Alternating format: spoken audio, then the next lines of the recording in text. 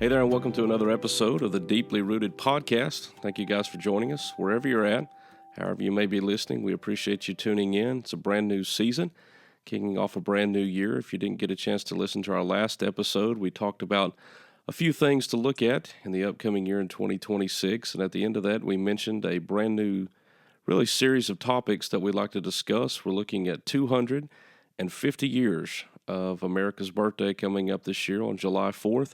And so that's going to be the theme going forward, probably up into July 4th this year for the Deeply Rooted Podcast. We're going to be looking at all things Christianity in America. So before we get into that, don't forget, make sure you hit that subscribe button, give us a like. We'd love a comment. If you want to share that with other people, that'd be excellent. You can also email us.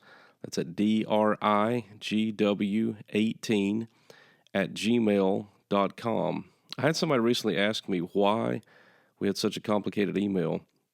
And I want to be honest with you, we shot for Deeply Rooted at Gmail. We shot for Deeply Rooted Podcast. All those were taken, so then we had to kind of break it down for acronyms. So that simply stands for Deeply Rooted in God's Word.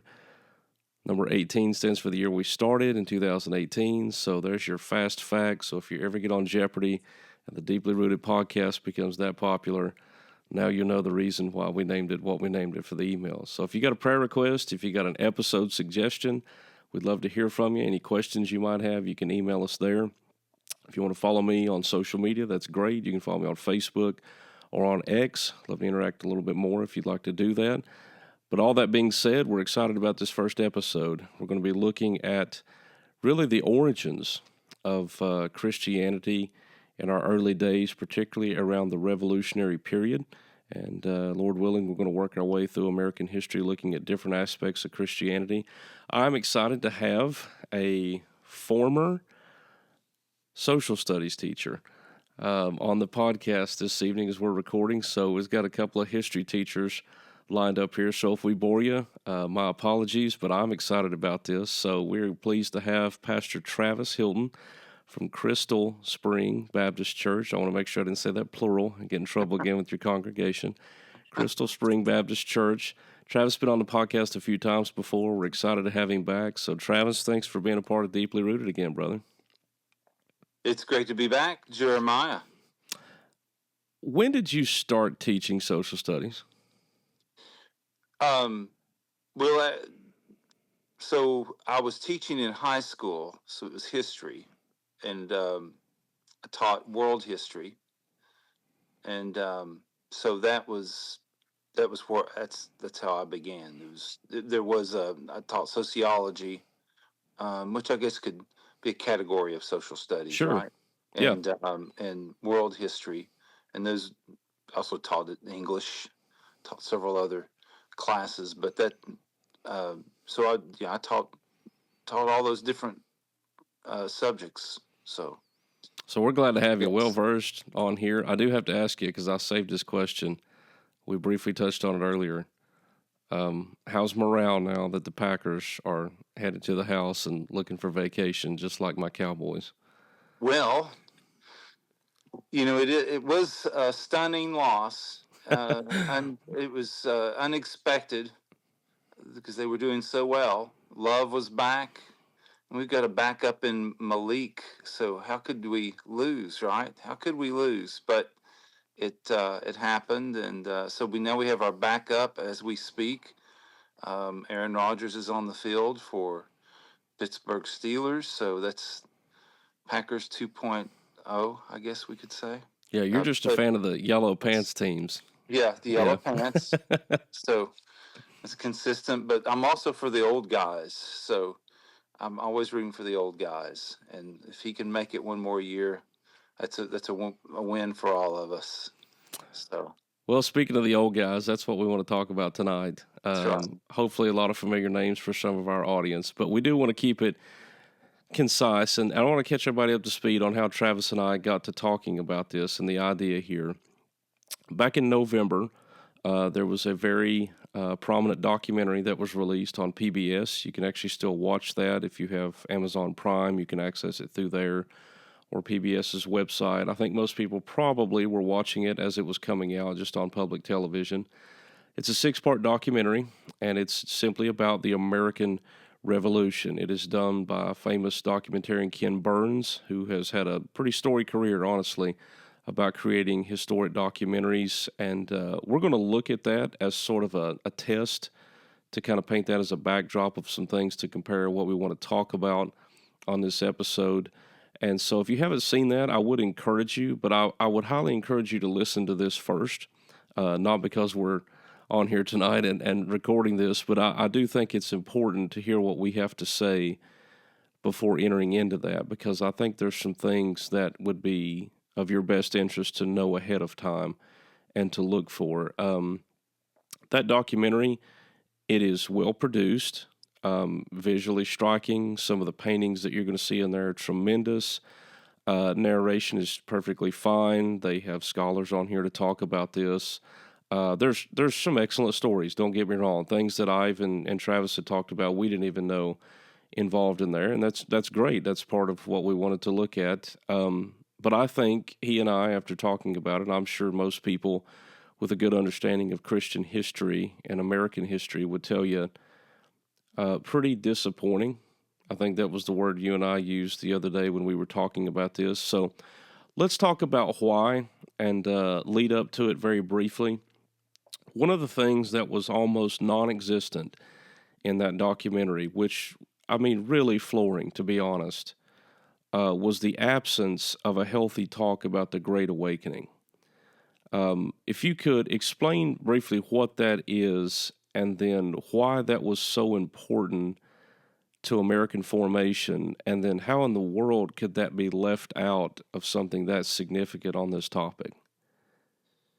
Well, the Great Awakening was something that happened in the starting in we would just the time period would have been the 1730s through and I'll just mark with the death of George Whitefield in 1770. Mm, So in that time period, the Lord is doing an amazing work, and that came about by prayer. There were there was organized prayer in Britain and the United States, and for the purpose of praying for revival. And the Lord used in a significant way people like I'll mention Jonathan Edwards, the pastor yeah, in Massachusetts, but also George Whitefield, the evangelist, who was friends with John Wesley, and I should mention Charles Wesley, who was a great hymn writer. right. They were all part of a group at Oxford. They knew each other when they were all young men. But the Lord, I think they thought they were Christians, and then they realized that they weren't, and because they were trying to be holy, it had what was called a holy club. But then they realized through time and doing actually traveling to Georgia. I think that's what happened with John Wesley. He went to Georgia, and I think on the way back he realized that he was not a Christian, thanks to some Moravians who witnessed to him. So, but they all came to saving faith in Christ, and the Lord used them in unusual ways. Yeah, But specifically George Whitefield, um, I just challenge anyone to look at the history of his preaching and the um, seven different visits to the eastern seaboard of the 13 colonies over that time period, starting in the 1730s, in the late 1730s. And I say documented. You have a man who, to me, is the equivalent of an Elon Musk, a man who is featured prominently in this documentary. And of course, we know American history. We would know Ben Franklin. right. And Ben Franklin, very early on, gets to know George Whitefield. And as George Whitefield is preaching, it is drawing amazing crowds over just a short period of time. They can't just have meetings in church buildings anymore because there are so many people that are just flocking to hear him preach. And the Lord just does an amazing thing. But even Ben Franklin, one of the founding fathers, just observes the genuineness of I think of George Whitfield's preaching. He and I could read a little bit just of a quote, and it may be helpful for us because remember this is the Ben Franklin before the Revolution. Yes. Yeah.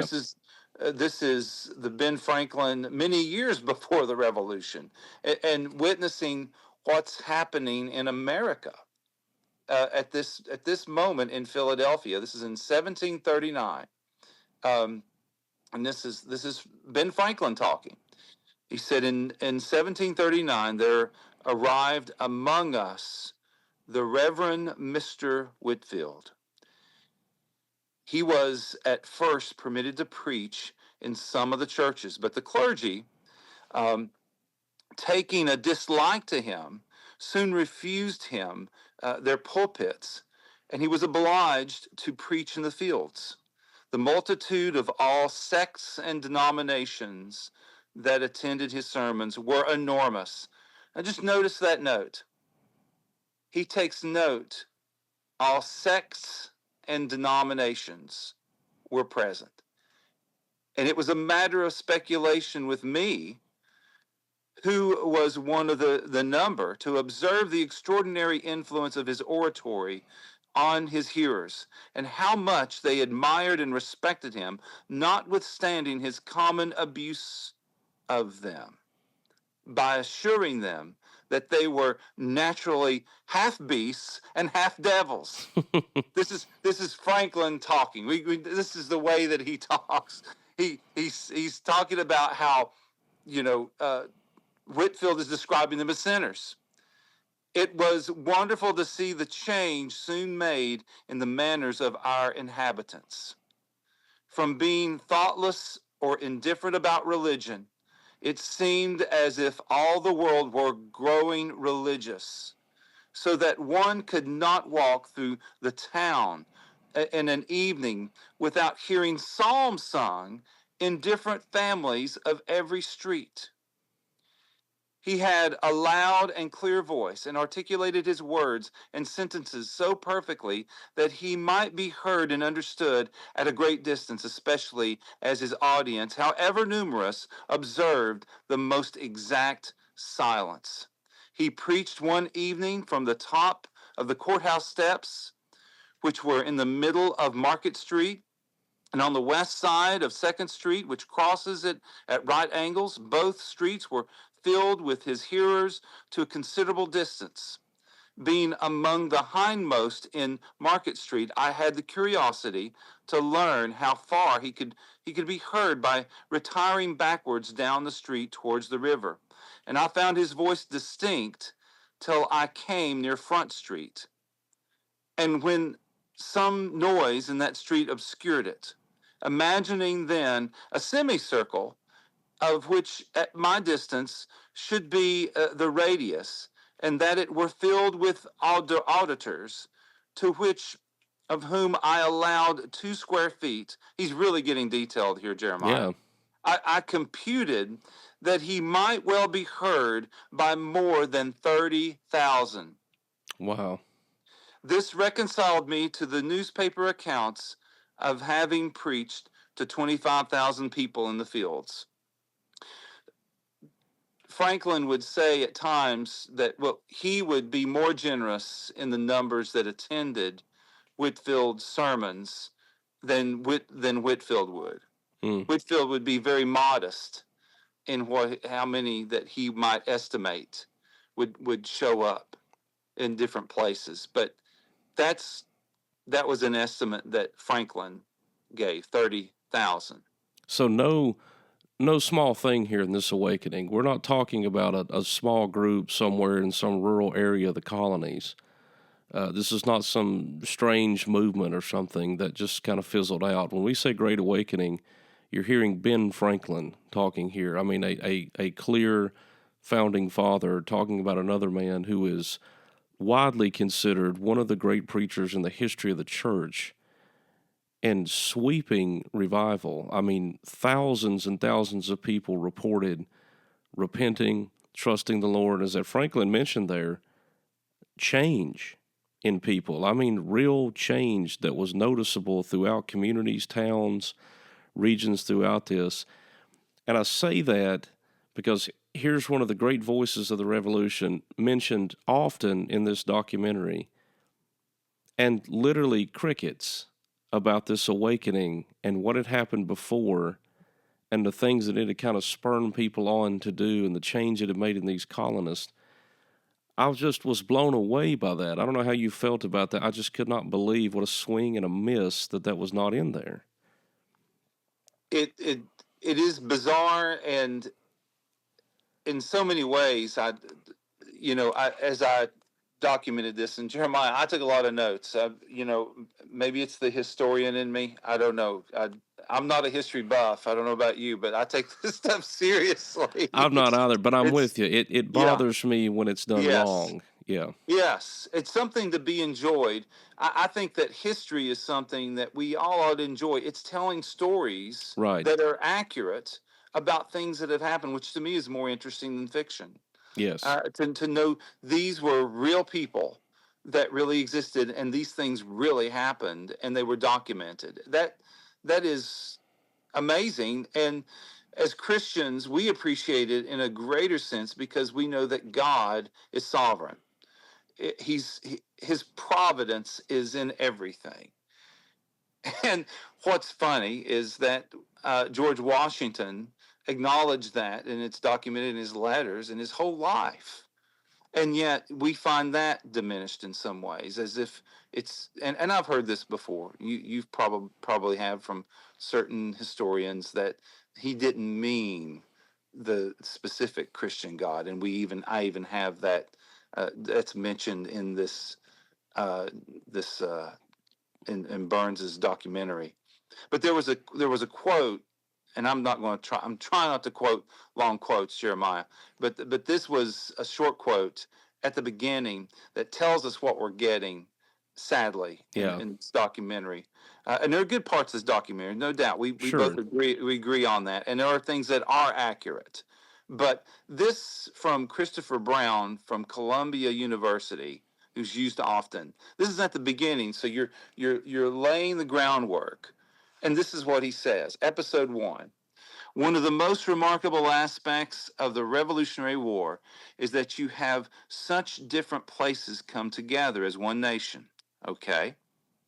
And so it really is actually kind of remarkable how that nation ends up cohering, not around culture, not around religion, not around ancient history.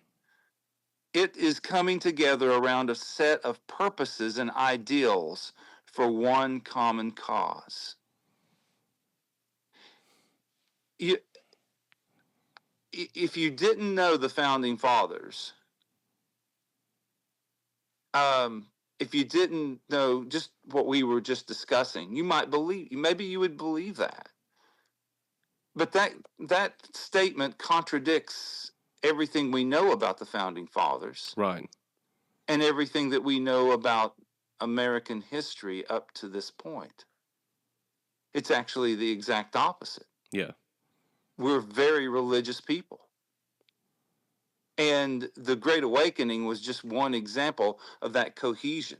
Everybody's hearing the same preachers, Right. and they're having an amazing impact on the population pervasively throughout the colonies.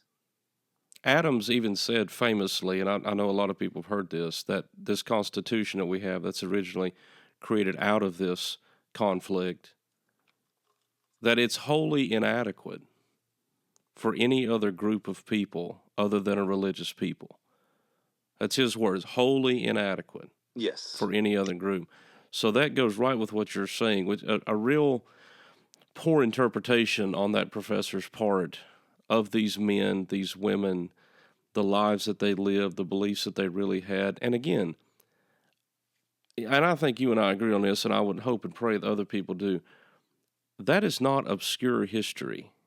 This is well documented throughout their lives, in their writings, journals, everything that you want to go through and comb through. They were deeply, deeply devout people to the Lord. Yes. And repeatedly, you can see that in their writings, how dependent they were, how aware of the sovereignty and providence of God over their own lives. You and I were talking about before Washington's writings. I mentioned to you, I really wanted to actually see the opening scene. I had played it out in my head, and I thought, oh, I know how this is going to go. This will be a great. They're going to mention his involvement in the French and Indian War and how he was shot actually multiple times, taking the coat off. Nothing actually hit him. Of course, he makes that great writing back to his family about he believes that he was spared Yes. by the Lord providentially to do great things. And instead, the opening line is something akin to the fact that Ben Franklin was learning government from Native Americans. Yeah. And you literally just read to us the impact that the Great Awakening had on him and George Whitefield. Not one line, not one mention of Whitefield in the entire documentary, or Franklin and the impact it had on these other men, the deep Christian roots that they had in how they wrote, spoke, acted, believed, all across the board, Yes. and completely gone. So, shifting gears here and talking about that foundational aspect and that great awakening. So, as things turn up, and again, we don't want to go into the weeds here and give people a chronological, they can learn that for themselves. I promise many of them Sure. probably know that. Talk real quickly pros and cons about this documentary that stood out to you, Mm-hmm. particularly with the Christian bent in mind. Mm-hmm. Well, I think there was, we got to say this, I, and I think you probably are as astute on the battlefield aspect of history as I think we probably both enjoy that. I don't see any problems with any of the accuracies of the actual battles and the people Right. involved, and just the story of Benedict Arnold alone is a amazing study in human Yes. nature. Yes. And there was that aspect. They would get the battles right, but the things that were left out, I think, were the problem. And therein lies part of it. But I think we both talked about the tempo of this series. Yes. It just, having, I can remember when Kim Burns did his first documentary that was well known was the Civil War documentary. So I Right. was I was in college at the time, and I got to hear my history professors talk about it, the pros and cons then, and from an academic perspective. And obviously, Kim Burns is putting some things on a bottom shelf to be accessible, but just like a movie or music, right? Like a song, uh, you have a tempo, and you know. I think one of the things that was strange to me about this was that he would go off into subjects that could have been a helpful documentary themselves, but Sure. but he seems obligated to cut things off at the most inopportune times when you're Yes. building momentum. And I just thought that was strange. But I think we both agreed too that one of the things that early on it was a missed moment, and he decides this deliberately, not to cover in any kind of dramatic description Patrick Henry's address at St. John's, there to the delegates that are gathered at a critical moment when we are, on the cusp of the revolution. And for our And audience, when you're talking about St. John's, we're not talking about the university that exists today. that's right. Help them out a little bit about the place that we're referring to here and Patrick Henry's involvement. It's church in Richmond, Virginia, and Richmond was the second location of the state capital, we'll say, for Virginia, because Right. Williamsburg had to be vacated. And so, and it may be surprising to some that the people present, among some of the people that were present for this, was George Washington and Thomas Jefferson. Right. So all the players that are going to be involved in the revolution for the next 8 years are there, and it's the give me liberty or give me death speech. Yeah. It's go time, and anyone that would the background of Patrick Henry, and you may want to speak more to that of his influence in Virginia, but it was what was strange was that Burns went to a thing commemorating the speech at St. John's just a few months ago, before the film came out, and he said that he intended not to include it, and this was the reason he gave. He said, as a filmmaker, a challenge is to avoid giving too much attention to iconic moments, which often become mythologized. Um, so Patrick Henry's call to arms in the very room where, this is from this article, where Burns spoke, is just a moment, the kind that becomes, quote, so familiar that it often distracts from its original meaning and its place in the larger story. That's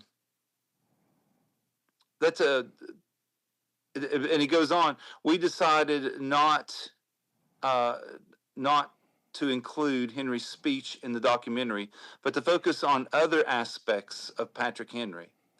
So, I I don't think they talked much about Patrick Henry at all.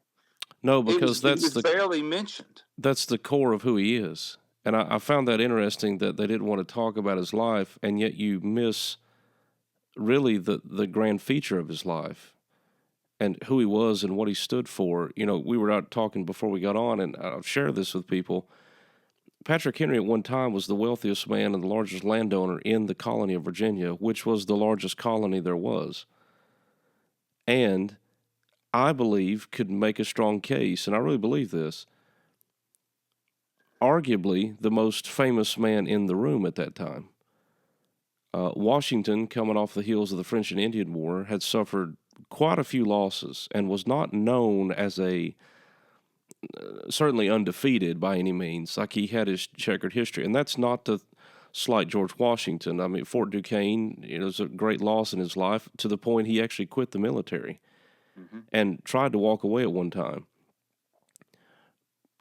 Thomas Jefferson is many years removed at this point in time from presidency, and certainly still, a year and a half or two away from the Declaration of Independence. There's not much fame to mention about him at this point in time, other than he's a very intelligent man, but other than that, there's not a lot to hang your hat on.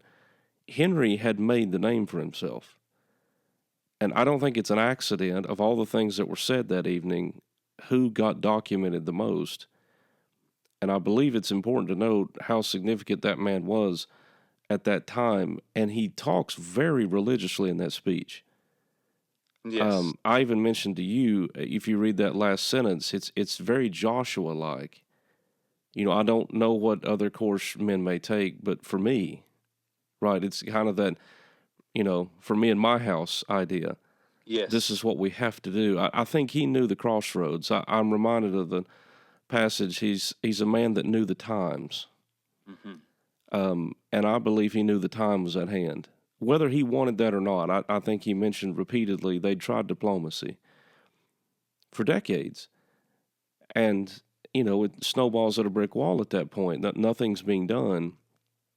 And I think he said the part out loud that nobody wanted to say that evening. We don't have any other course now.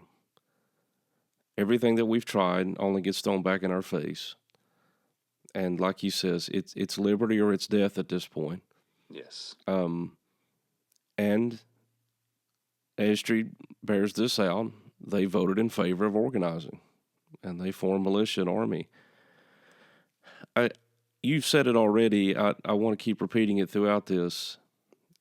I mean, anybody that understands Scripture can clearly see the hand of the Lord here upon people.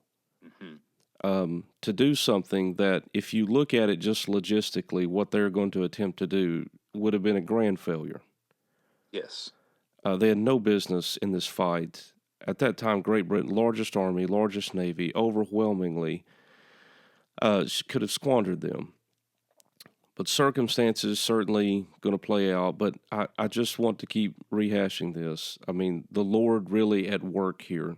And if you watch that documentary, I think there are some moments in there that I know Burns is not going to allude to it, but just strange events in most people's eyes. But if you're looking at it, you know, weather changing in the middle of the night, allowing people to cross over rivers. I just saw that repeatedly throughout the documentary. That is one thing I really appreciated, finite details that you could tell the Lord was at work here, Yes. doing things on behalf of a people. Now, other cons that you saw in there besides Patrick Henry, certainly that one was egregious to us. Any others that stood out to you that you thought, I don't know how they missed that? Well, this was the contradictory part, and I have to set the scenes. We don't have clips, but the way that this was presented, it troubled me because I pay attention to music. I pay attention to Yes. the scene that you're setting and the feel of the moment. It starts, and this is in episode 4. It starts with Thomas Jefferson being quoted. There's soft piano music and scenes of Monticello, which is an amazing Right. house to go into. But this is the quote. This is from Thomas Jefferson. It does not it does me no injury to my neighbor to say that there are 20 gods or no God. It neither picks my pocket nor breaks my legs. This again, almost spiritual music playing in the background. Yeah. And then enters Peter Coyote, the narrator. Most of the revolutionaries belonged to Protestant denominations. Wait a minute, what did we hear at the beginning? What did we hear at the beginning? Not around religion, but right now we're being told most of the revolutionaries belong to Protestant denominations. Yeah.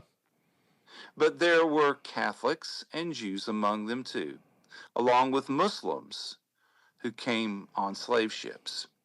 Central to the philosophy of most of the creators of the United States was the belief in a supreme being, but one who did not interfere in the affairs of men or distinguished between faiths.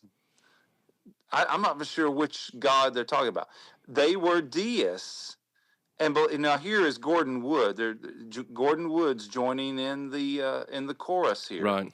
And he says they were deists and believed it was each individual's responsibility to live a virtuous life, which could only come from tolerance and a lifetime of learning, the pursuit of happiness.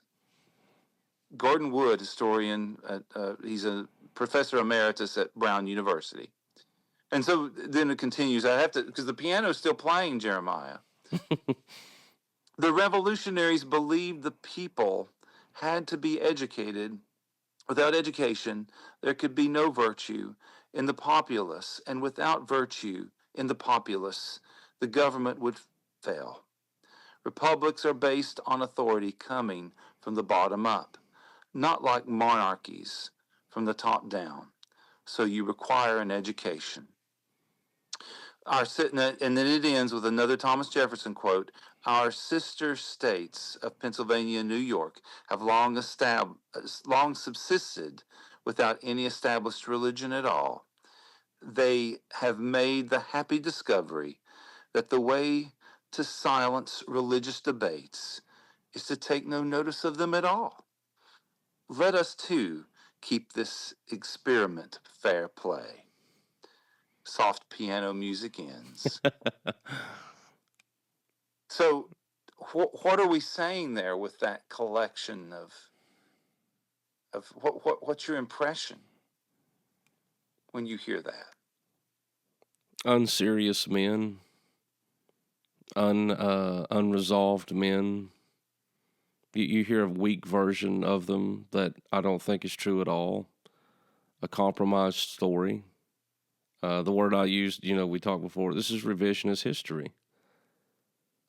This is looking back through a lens that you want things to be, as opposed to what was. Mm-hmm. Because, like you and I said, countless documentations about how faithful these people were. I'm not saying that all people in the American Revolution were, devout believers. What I am saying is Right. many of these people that they want to write off were far more faithful than they're giving them credit for. And they were not wavering in their belief system of gods or a God that they did not know personally. I don't think there was a works-based salvation here and you read that in the lines there. They talked about like they wanted to work for these things and they tried to be virtuous and hoping. No assurance, none of that. Yet he just said they're Protestants, which I thought was It's so contradictory. And I said, well, what is the Protestant? But they denounced the Rome of anti-assurance. This is what they're doing. And I don't know. It's just a very frustrating contradiction of tales and spinning mm-hmm. phrases. Um, And of course, we know Jefferson, his whole life, had relationships with people that were professing Christians, that were right. leaders, like John Leland, which we would know later would influence the Bill of Rights. Um, John Leland, the Baptist, and many others. Uh, and John Leland, of course, would talk to Madison as well. But Jefferson knew of him, and so in the Danbury, his letter to the Danbury Baptist, which is twisted in an incredible way at Yeah. times to make an argument for a strict separation of church and state that was never intended, as if that Christian morality doesn't influence our laws and our Constitution, and that's all. That's and that again, but that's part of if you acknowledge one thing, you have to acknowledge the other. So therefore, you build the case from out of context sentences from Jefferson that I don't think represents the whole man. No. Even I don't think so. It's the same man, by the way, that when he became president, basically started a church in Congress. He gave out a Bible to every new member of Congress personally and reminded them this is basically the book we govern by. He used the United States Orchestra to lead the worship on those services inside Congress. I mean, this is at the hand of him. So again, like you said, they don't touch on the whole man. And the revisionist history aspect of it, very frustrating to say the least. I know we mentioned one we can bring up. You can talk about him a little bit, but Ethan Allen, not Yes. really talked about. You want to speak a little bit about that for us? Yeah. Well, I just noticed that he was barely mentioned, and just the only thing I would say about that, not that he was, he was not a professing Christian as we understand it Right. historically. It's from what I've read, I've studied. I know I did at least one paper on him at one point. But he sacrificed much in the Green Mountain Boys there in Vermont, working with Ethan Allen to take Ticonderoga, and of course, Ethan Allen eventually was captured and put on a ship, and I think that he suffered physically some serious harm. And but you heard no description of him, and I think I can remember as a boy reading about him and just being enthralled with his story. And it's a story that's just totally overlooked, and I think they just the picking and choosing of what stories to tell. I think they missed a lot. Yeah, I think that was the one thing that you and I came away with especially in the cons aspect, just the really the assault on Christianity and the lack of it, just the almost as if turning a blind eye to this major part of these colonial people, and just as you mentioned, chasing these other rabbits, though these such small, I'm going to say insignificant details, but really in Right. the whole scheme of it all, I think they were, and breaking up what you said was good momentum to go into Hmm. other aspects of that and talk about it. Yeah. And I'm with you. I thought the battles were covered extremely well. I think there's a lot to learn there for Hmm. people. Chronologically, they're on point. There's plenty of good quotes in there from people, and I think there's also some really good stories that are Hmm. fascinating that you're going to hear about these folks. But at the same time, um, disappointed is certainly the word I would have to use to Hmm. go into that. And what I want people to know is you have a rich Christian history in this country. Regardless of how people might want to spin things these days, and again, the revisionist history side of things, please don't take that bait. You can do your own research. You know, Travis and I are very limited in our understanding, but at the same time, we're not fools. We're not going to hide under a rock. And we did want to present that to you that when we look at this 250-year anniversary, by no accident whatsoever of us coming about, what we were able to form, and overwhelmingly, your founding fathers credit this to the hand of the Lord. I Yes. mean, constantly using providence, sovereignty of God, the Lord Himself. I mean, over and over and over in their writings, they're very quick to give credit to where credit is due. Um, we don't have to go into the weeds of this just simply because I don't think this it's really necessary. But as the war comes to an end, the colonists are going to become victorious. Obviously, they're going to establish a new government. Could you talk just very briefly a little bit just about the importance of a biblical worldview in our Constitution and our laws and the structure of our government as we begin to take our first steps as an independent nation? Um, so you've jumped over to the Constitution, and that's great. We got the Articles of Confederation. So Yeah, hit on that if you'd like to, and do we why want to hit we. that? Yeah, we can. I Yeah, I feel like there's something else I gotta say before that, Jeremiah, sure. if it's okay. I'm still thinking about George Washington, and I gotta give kudos to one thing. I hope you don't mind me No, this is great. interjecting because this is your show. But I was just thinking about that moment when after the Washington had crossed the Delaware and at the Battle of Trenton, and they were victorious over what was predominantly Haitian troops. Yeah, And I think I had mentioned this to you before. After that, he needed to win another battle, and the time was almost up for these men to go home. And they could have just went on home, and no one would have questioned it because right. they had a right to leave. Their time was up, but he needed to press on to Princeton.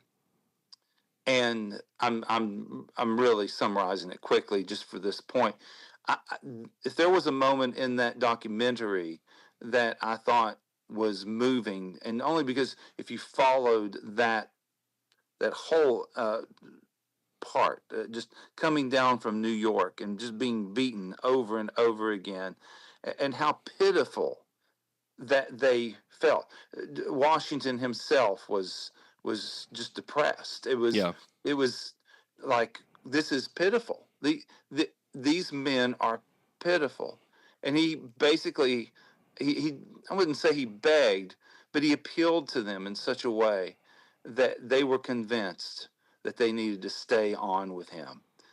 And speaking of the providence of God, I believe God's hand was at work because I think these men knew their limitations. They knew how weak they were in comparison to the wealth and the might of Britain. right. And they stayed on because they knew it was something worth fighting for. But they also had already seen the hand of God doing something that they couldn't have done. They were just defeated over and over. So you see God's providence in that. That's Yeah. the point that I was trying to make. And the thing that Washington said in 1783, he said this, and again, this is another part about the aspect of his acknowledgement of God and providence. I consider it an indispensable duty to close this last solemn act of my official life. He's resigning from his office as commander in chief, or commander of the army, Continental Army. This last solemn act of my official life, by commending the interests of our dearest country to the protection of Almighty God, and to those who have the superintendence of them to his holy keeping. Hmm. Who's he talking about? I don't think that that's the impersonal God that No. was claimed to be believed by the founders. That sounds like a God who is in control. And I just felt like I needed to mention that, because that did lay the groundwork for the Constitution. Just that kind of participation. There had to be a core that went beyond Enlightenment thinking. Of course, the Enlightenment influenced everything. Sure. John Locke, these guys had some amazing ideas about government, and those ideas obviously were used by Jefferson and Madison and Washington to found the country. Adams, all of them, and many more, to draw up the documents. And I was thinking of your question, because that really is a long process, going from the Articles of Confederation to Right. the Constitution. It didn't happen overnight. So even in that, we know the Lord preserved this country, because it could have fallen apart Sure. just in the process of transition from one constitution to the other.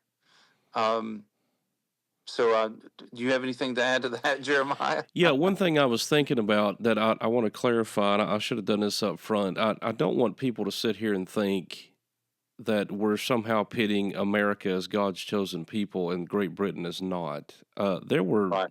plenty of people on the British side of this, non-colonist, that were believers. I have no doubt about that in my life, or at all, excuse me. But what I do want to point out is that it is very obvious that the Lord is moving in a specific direction to allow things to take place and for a certain people to be victorious and for a certain people to lose this conflict. And as we see that, hindsight being 2020, we see what the Lord was able to do with this nation, and still, I believe, does, by God's grace. Here we are talking about all these years later, saved and secured by the same grace that these men were. And so that's not lost on me.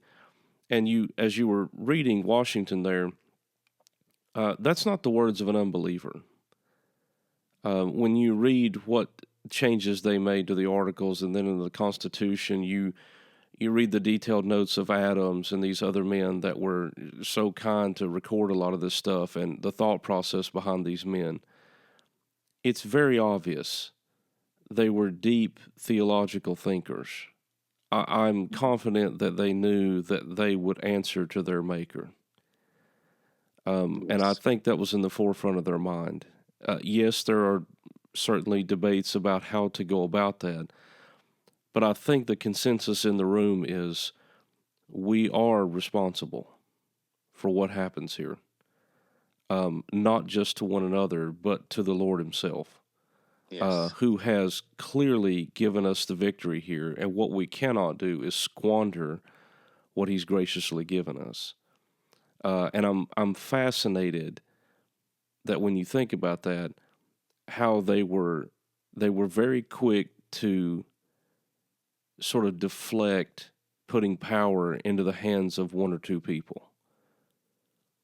I think they understand how finite man is, You made a great reference to Benedict Arnold and what a story of human nature that is.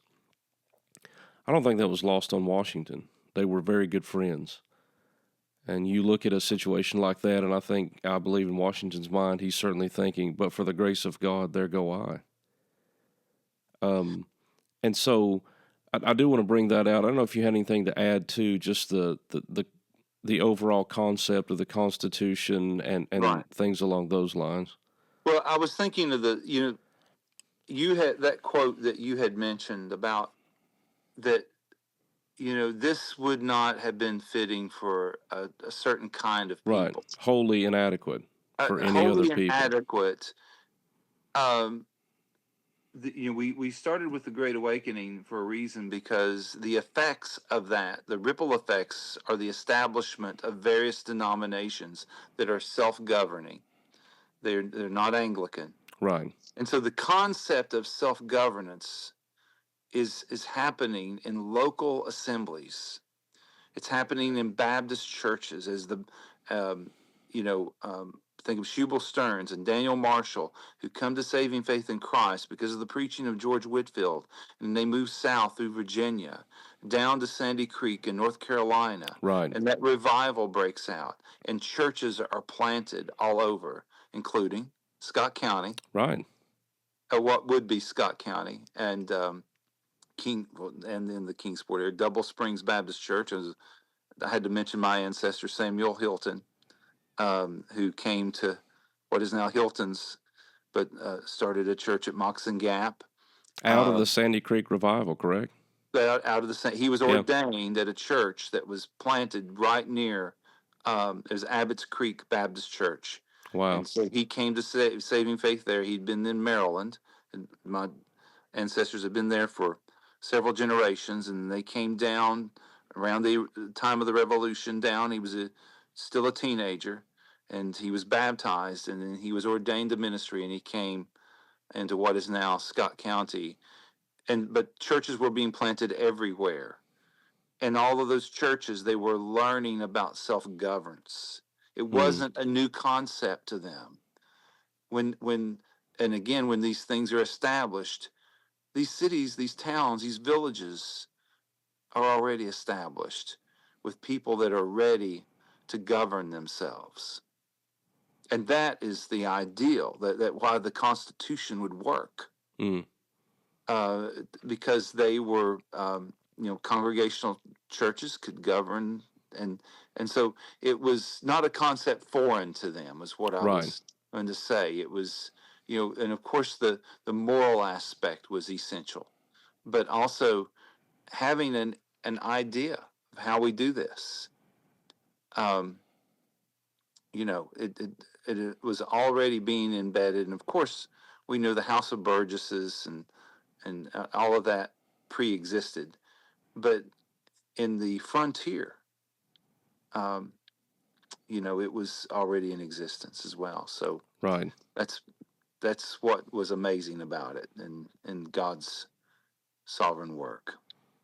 Yeah, and I think that's the nail on the head, the sovereign work of God and what came about because of that, the opportunity that people were given to further the gospel, start new churches, grow new churches, disciple people. Seminaries are going to be started. Missionaries are going to be sent out both in America and the rest of the world during that time. There's enormous growth very quickly, up and down, like all of life. It's going to rain on the just and the unjust, and we're no exception to that whatsoever. But I just hope people understand that when you go back and view this, it is imperative that you view it through a Christian lens. Because I'm afraid if you don't, you really miss the intricacies of the sovereignty of God, the grace of God, the mercy of God, certainly as they would put it, the providence of God, on the hands of, yes, the founding fathers, but as you mentioned, even small revivals in places like Sandy Creek that lead to individuals being converted, ministers coming out of that, and here we are, two guys from Scott County, Virginia, whose roots, I mean, really, no shock here to these people, but our roots connected to these people 250 years ago, serving the same God by the same grace. And I just don't want that to be lost on the audience, that when we celebrate this year, Lord willing, 250 years, please know, and no pun intended here, we are deeply rooted in the grace of God in this place. Anything to add to that as we kind of sort of put a button on it and give a big, I guess, 30,000 foot view overview of the whole thing? Well, there's so much more we could say. Oh, I yeah. feel like you've said what is, for just this time that we've had here to, um, just to reflect on that. And, like you said, I agree. We are not exceptional in the world as far as God's grace is shown in every nation. Right. And it is for all peoples. And we don't, in that sense, we don't consider ourselves exceptional in God's grace. But it is, I think, unique that there has been a Christian influence in this country from the beginning, Right. and that is significant. And it's by the grace of God that we've continued Yes. to have that, and we pray that God's influence in our communities continues in our families, and that the Lord would bring revival. Yeah. And but you know, regardless of what God chooses as far as revival is concerned, we are called to be faithful as Christians, and we should remember God's faithfulness. And I think this is one way to do that, one of many. Yeah. That's a good way of putting it. Well, I appreciate you being on, brother. Thank you for taking time out of your day. Let everybody know where you're at, if they can get a hold of you there at Crystal Spring, and sort of info if they're in the Roanoke-ish area. We are in Roanoke on Roslyn, and we just not too far from Carillion Hospital. So if you're in the area, you're always welcome to join us. And that's you can find us if you just looked up Crystal Spring Baptist Church, Roanoke, Virginia. You'll see our website. Yeah. So follow Travis online. He's on Facebook. He's on X. What is your Twitter or X handle? Like, what is the? Is it at TBH something like that? It's at Travis_Hilton is the is my hand is the for my Twitter is at Travis_Hilton. So gotcha. We appreciate that. You had also mentioned writing an article that sort of corresponds with what we're doing here. We'd like to put that up. So as soon as Travis finishes that, and I'm sure he will sooner than later, no rush on that, but we'll be making sure to put that out as well for folks to read. So a little bit of a follow-up to our episode here. So, brother, thank you for being on. Love the discussion. I think people will be benefited by this. Don't forget, subscribe, hit that like button. Make sure you follow us on social media if you haven't done so already. You can see our website as well, deeplyrootedconference.org, if you want to see all the archived episodes that we've done. We just came off the heels of the Deeply Rooted Conference there in November. So all of those sessions are on there, including all the previous Deeply Rooted podcast episodes on our YouTube channel. So find that, check it out, and we'd love to hear from you. Again, comment, send us an email. But Lord willing, we'll continue these discussions about Christianity in America coming up over the next few months. So we're looking forward to that. And until next time, we hope you guys have a great week in Jesus.